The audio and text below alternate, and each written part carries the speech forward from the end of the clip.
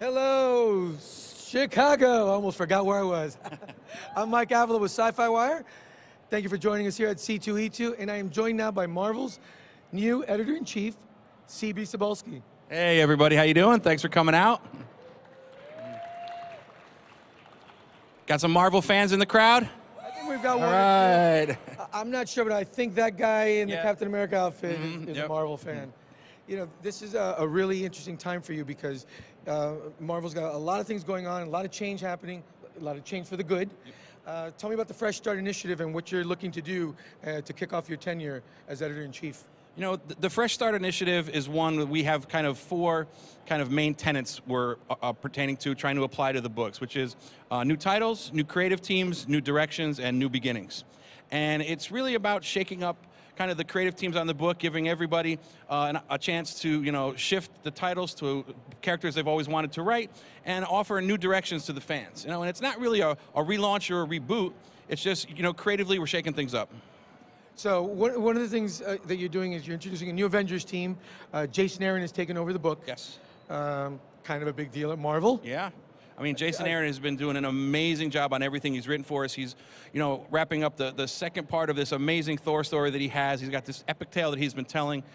It's just been phenomenal, you know, gut-wrenching, action-packed, you know, one of the best runs in Marvel Comics in recent history, and now there's no better place for him to go from there than, you know, following Thor to the Flagship team. You missed a golden marketing opportunity. You should have had C2E2 exclusive tissues for all the fans who are still suffering from what happened to poor Jane Foster. I know. R.I.P. And I don't want to spoil too much for people, but I keep telling people there's one more issue to go in that arc, 706. So if you shed some tears for 705, you are going to be bawling when you read 706. Good Lord, man, what are you trying to do to us? I'm going to get those tissues printed in the next couple weeks so we can get them out there. You know, I've talked to Jason about some of the plans he has for the Avengers team. It's the classic team, you know, the big three are back together for the first time in years. Exactly. Captain America, Thor, Iron Man, with Steve Rogers, Tony Stark, and Odin's son.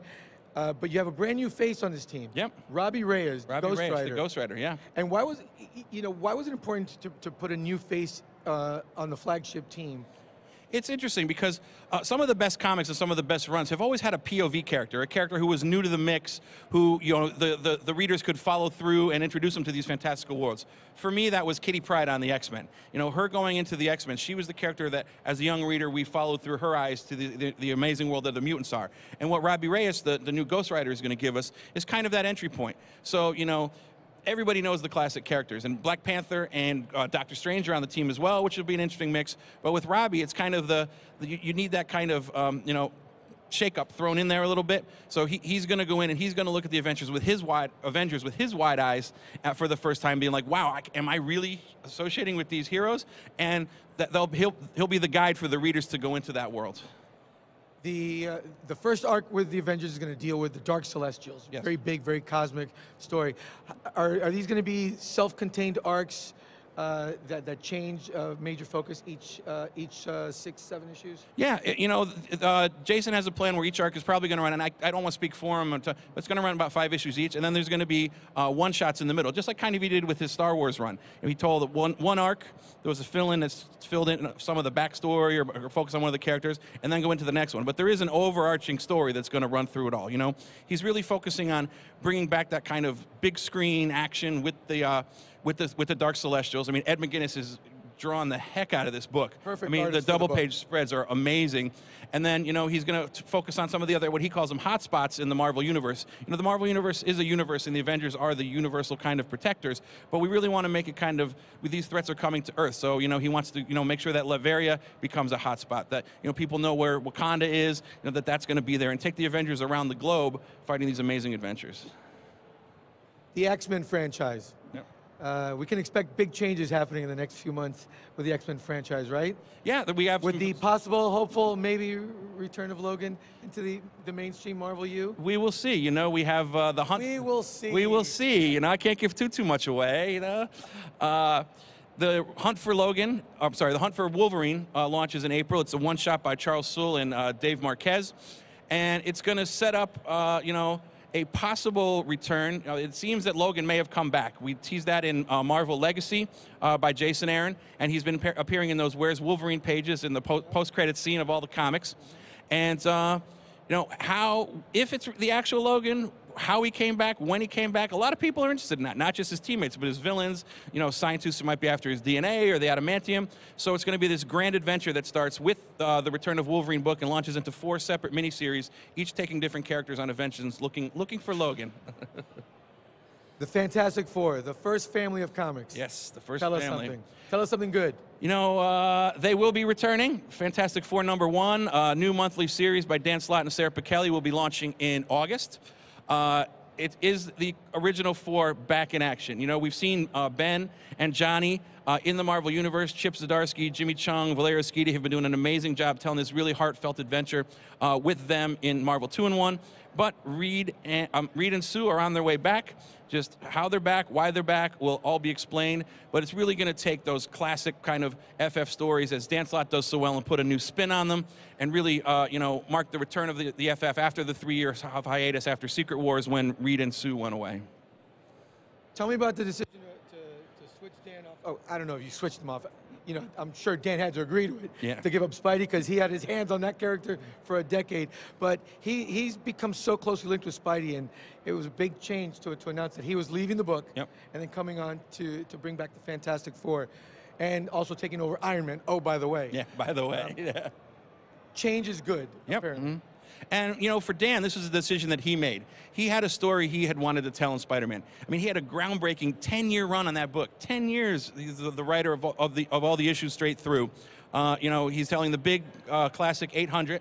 He'll wrap things up in 801. And when we knew Dan was coming off the book, and we knew this well in advance of when it was announced, we knew we were going to be bringing the Fantastic Four back. And just how and when we were going to do it, we weren't sure.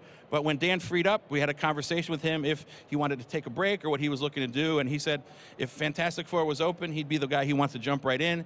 He came in, he pitched us this amazing story, and there was no way we could not have him write the book. I'm personally looking forward to reading that. And by the way, folks watching at home, if you want to weigh in on that and let us know which character, which book we're talking about has you excited from Marvel's fresh start, use the hashtag It's a Fan Thing. But be nice to Dan Slott. He's a buddy. Fantastic Four. He's very divisive on social media. Well, he's not on Twitter any longer, so. We'll see how long that lasts. Brian Bendis' departure. Obviously, big deal. So closely linked with Marvel for so long, and so integral to so many major characters. Now that he's at DC, I'm wondering, can we possibly see another Marvel-DC crossover? Because you guys are all pals. I know Bendis is Switzerland. He likes being friends with everybody. Come on, this can happen. No, you know, it was when I you know, accepted the position of Editor-in-Chief, it was just really weird not having Brian at Marvel any longer. The announcements came out within days of each other. Neither of us knew about the decision the other one had made. It's going to be very weird for me to walk this path without Brian. You know, we've been friends even before we were both at Marvel. You know, we've been at Marvel our entire careers together. And I, you know, am so happy for him and everything he's going to be doing at DC. I can't wait to see what he does over there. You know, I'm nothing but support and love for him and the books he's going to be writing. As for a Marvel-DC crossover, no news, so, you know, time will tell, I guess, but, you know, DC's doing great with their characters. You know, the Marvel Universe is on an amazing trajectory, you know, where our characters are going. I don't know if there's a point where they'll ever... Let's fanboy out. Give me the 2 characters that you'd like to see do a crossover. You know, years ago, Brubaker and Bendis had a plan where they wanted to do a Batman Moon Knight crossover. And I think that would just be so amazing, you know. Ooh, that'd be nice. You know, you're making all this change, and you're revamping a lot of the books. You're bringing back some of the classic characters. But you know who I'm really particularly excited about? Oh boy, who do we got here? Is Disco Dazzler. You have a one-shot coming from Mags Visaggio. I am really excited about Beautiful art by Laura Braga. She's in the punk rock scene. I'm going to forgive that because Disco is dead, so that's okay. But can you let her be reintroduced into the Marvel Universe proper, so she's not just making guest appearances? Come on, look at this. In this outfit, or you want the old classic white, retro jumpsuit with the glitter, you know? Yes, come on. Maybe there's something we could do in a flashback at some point. Look at the merchandising. Look at the merchandising possibilities here. Come on.